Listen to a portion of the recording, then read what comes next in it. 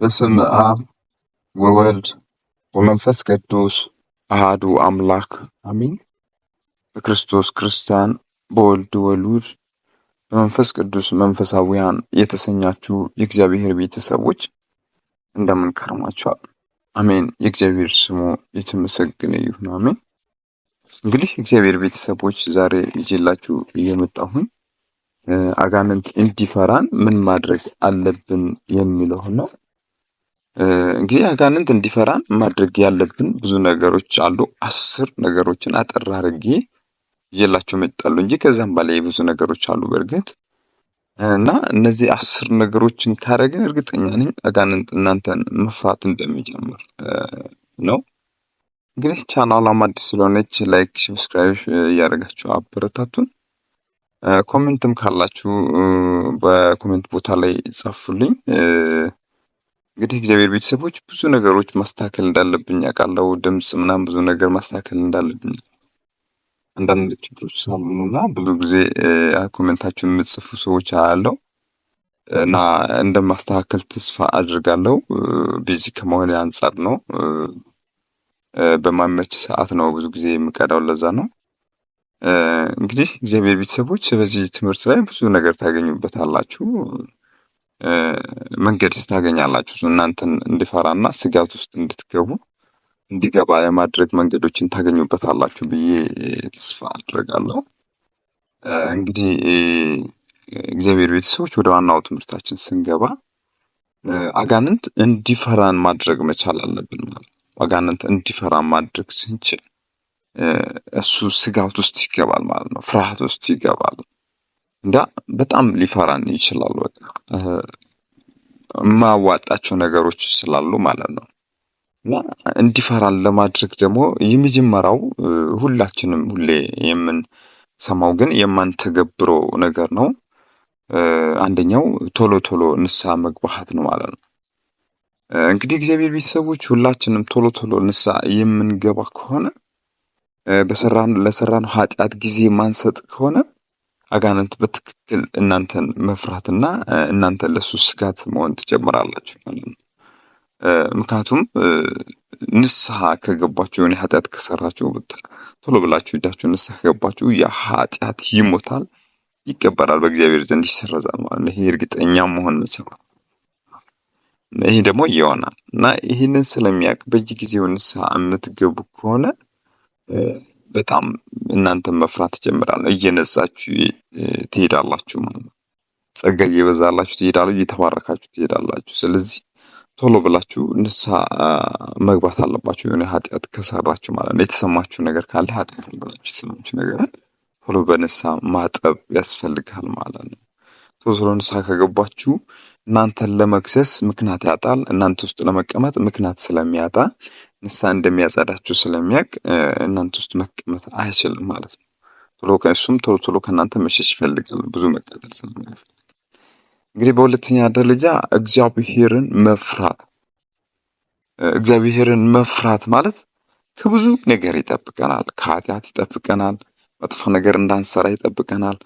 ቅድም ከላይ ያልኳችሁ ቶሎ ቶሎ ንስሐ እንድንገባ ይረዳናል ማለት ነው። እግዚአብሔርን መፍራት አለባችሁ። እንደሚቀጣን እንደሚፈርድብን ነገ እዚህ ራሳችን አጽድተን ካልሄድን ሲኦል እንደሚቀጣን ምንም አይነት ምሕረት እንደሌለው ከዚህ ከሄድን በኋላ ማለት ነው። ዝም እያለን ደግሞ እንደሚፈርድብን ካወቅን ያንን እግዚአብሔርን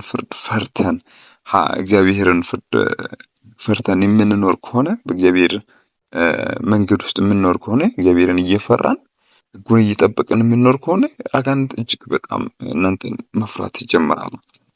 እጅግ በጣም መፍራት ይጀምራል። ምክንያቱም በጣም እግዚአብሔርን መፍራት ከብዙ ነገር ስለሚጠቅም ከብዙ ነገር አንደኛ እግዚአብሔር በጣም እንዲቀርባችሁ ያደርጋል። መንፈስ ቅዱስ ወደ እናንተ ይቀርባል፣ ይወርዳል በእናንተ ላይ። ብዙ ጊዜ ራሳችሁን ከእግዚአብሔርን ከመፍራት ጋር የምታኖሩት ከሆነ በዛ ውስጥ የምትኖር ከሆነ እግዚአብሔርን ምስክሬ ነው፣ አጋንንት እጅግ በጣም እናንተን መፍራት ይጀምራል። ምክንያቱም እግዚአብሔርን መፍራት እጅግ በጣም ብዙ ነገር ስለሚያመጣላችሁ በውስጣችሁ ብዙ ነገር ስለሚያስተዋችሁ ብዙ ኃጢአቶችን ተራምዳችሁ ትሄዳላችሁ እግዚአብሔርን የምትፈሩ ሆነ ማለት ነው። ስለዚህ ይህን ካረጋችሁ አጋንንት እርግጠኛ ሆኜ ነው የምነግራችሁ ስጋት ውስጥ ከቱታላችሁ ማለት ነው። እንግዲህ በሶስተኛ ደረጃ ኃጢአትን ራሱን መፍራት ነው። ኃጢአትን መፍራት ከእግዚአብሔር ጋር እጅግ በጣም ስለሚያቀራርባችሁ ኃጢአትን አትሰሩ ማለት ነው።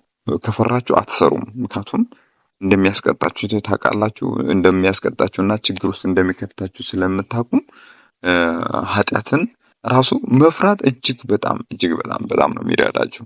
ይህንን ስላችሁ ለሌላ ሰው ግን መናገር የለባችሁም። ኃጢአትን እንደምትፈሩ እግዚአብሔርን እንደምትፈሩ ቶሎ ቶሎ ንስሐ እንደምትገቡ ራሱ ብዙ ሰዎች መናገር ግን የለባችሁም።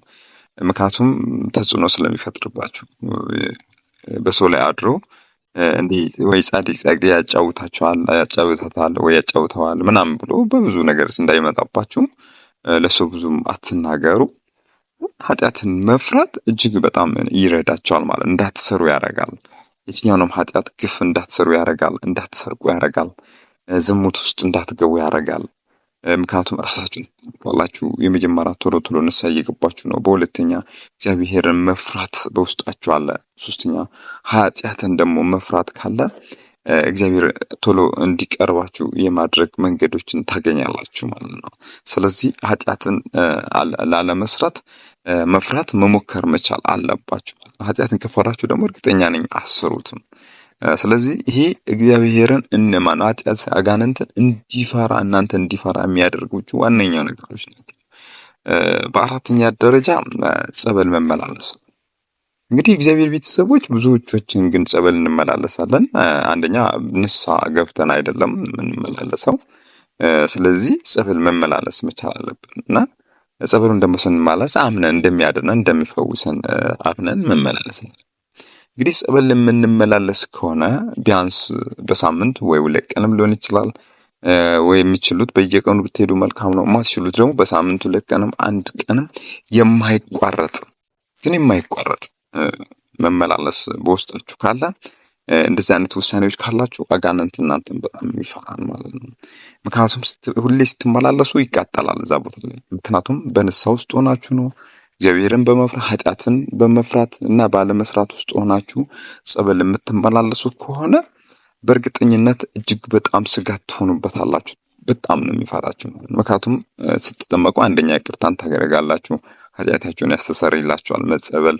ሁለተኛ ደግሞ እሱ በጣም ይዳክምላችኋል ማለት ነው። ታድሶ ቢመጣም ይዳከማል። በራሱ ጊዜ እንደሚወሲ ውስጣችሁ ያለው የታሰረውም እጅግ በጣም ስለሚዳከም እነዚህ ነገሮችን ካረጋችሁ ጸበል የምትመላለሱ ከሆነ እጅግ በጣም ስጋት ትሆኑበታል ማለት ነው። ምክንያቱም ብዙ ነገር እንደምታገኙበት በጸበል ማለት ነው። መርዙ ይወጣላችኋል። በሽታው ከውስጡ ጸበሉ ጨምቆ ያወጣላችኋል እና ያ ነገር በውስጣችሁ እንዳይቀመጥ አእምሯችሁ እንዳይቆጣጠር እናንተ እንዳይቆጣጠር ስለሚያደርገው ጸበል ስትመላለሱ እናንተን መፍራት ይጀምራል ነው።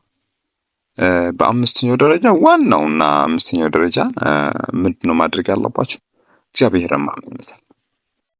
ጸበል ስትመላለሱ ማመን፣ ንስሐ ስትገቡ በንስሐችሁ እንደሚያጸዳችሁ እንደሚያደርግላችሁ ማመን እና ኃጢአትን ካልሰራችሁ እግዚአብሔር እንደሚቀርባችሁ ማመን፣ እንደገና ደግሞ ችግሮቻችሁን፣ መከራዎቻችሁን፣ ስቃዮቻችሁን ሁሉ አምናችሁ ለእግዚአብሔር መስጠት፣ እንደሚያቀልላችሁ እንደሚሸክምላችሁ ማመን።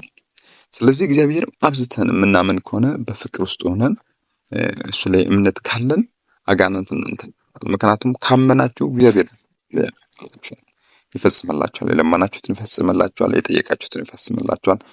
ችግራችሁን ሁሉ ለሱ ሰጥታችሁ ህይወታችሁን ከላይ በጠቀስኩላችሁ ቶሎ ቶሎ ንስሐ እየገባችሁ እሱም በመፍራት ኃጢአትን በመፍራት ጸበልን በመመላለስ ውስጥ ሆናችሁ ከኖራችሁ እንደገና ደግሞ እሱን የምታምኑ ከሆነ በዚህ ሁሉ እንደሚረዳችሁ የምታምኑ ከሆነ አጋንንት እናንተን እጅግ በጣም ይፈራችኋል ማለት ነው። እንዲፈራችሁ ያደርጋል፣ እንዲያከብራችሁ ያደርጋል። በቃ እንዲሸሻችሁ አይዳፈራችሁም በፍጹም። ታድሶ እንኳን ቢመጣ እየፈራችሁ ይመጣል። እየፈራ ደግሞ ከመጣ ስራውን ለመስራት ስለሚያቅተው እግዚአብሔርም ስለሚያዳክምላችሁ ይህንን ማድረግ መቻል አለባችሁ። ጸበል መመላለስ፣ እግዚአብሔርን ማመን እጅግ በጣም የሚረዳቸው እና ስድስተኛ ሁሉንም ጾሞችን መጾም ነው።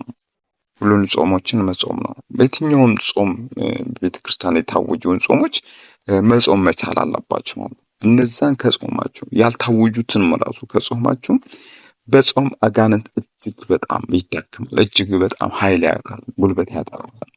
በጾመችሁ ቁጥር ደግሞ እግዚአብሔር ወደ እናንተ ይቀርባል። ምክንያቱም ከላይ ያለውን ነገር ተግብራችሁ እንደገና ደግሞ የምትጾሙ ከሆነ እጅግ በጣም ሁሌ እንደሰጋ ሁሌ እንደፈራችሁ በፍርሃት ደግሞ በውስጣችሁ ቢኖር እንኳን በሰው ላይ እንኳን ቢያድር ምክንያቱም ስለሚፈራ ለመተግበር ይቸገራል። በዛ ላይ ጸሎታችሁ አለ፣ በዛ ላይ ብዙ ነገር እሱ መንገድ ትታችኋል። ወደሱ መመላለስ ወደሱ መቅረብ ትችላላችሁ እነዛ ከላይ ያሉትን ከፈጸማችሁ።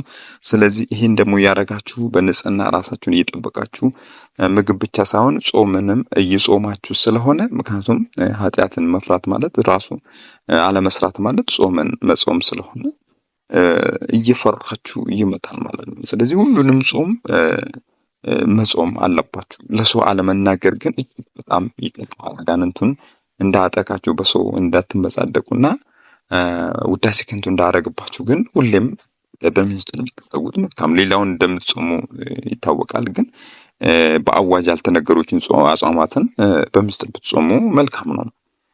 በሰባተኛ ደረጃ አብዝታችሁ ከጸለያችሁ ነው።